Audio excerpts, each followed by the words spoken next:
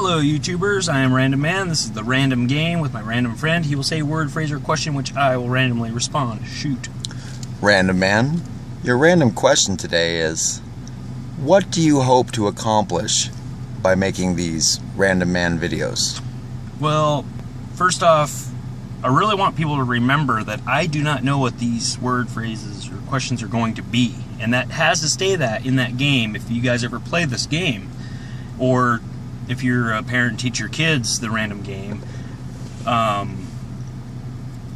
The thing with controversial subjects like these sex terms and whatnot is it is safer for parents to explain things to kids before a bad person explains them the wrong way when they're adults or get picked on in the future. So by me watering down the definition, right or wrong on the subject, is showing an example on the outside of a fun way of educating youth rather than being strict and mean about those controversial subjects or being ignorant and covering up our eyes on all these crazy sex terms, you know, like hot Carl or whatever it may be. So it's all about explaining to kids before the bad guys do. And so you're saying these videos aren't directly for kids, but maybe for the parents and maybe to assist them in speaking to their children. Yes, and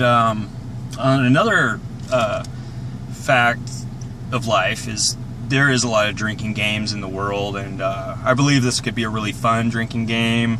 But I do believe about drinking there should be a recovery holiday as well, you know, like that National Beer Holiday.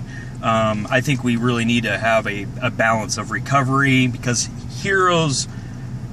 we need to look for heroes within every walk of life in people and look up to those people, and that's what pushes us not to be cowards or, you know, and to be really brave in life in our pursuits.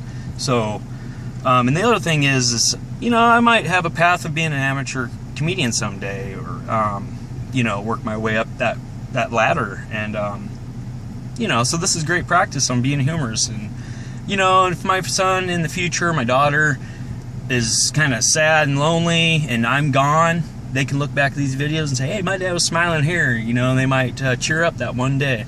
And you know, that's what it's all about, you know, it's about the kids being happy.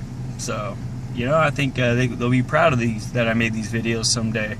With, just in case the world flips upside down and gets all depressed or full of anger, they can go, hey, my dad was actually really awesome, check this out, you know, and might bring people together, you know. How do the videos benefit you personally?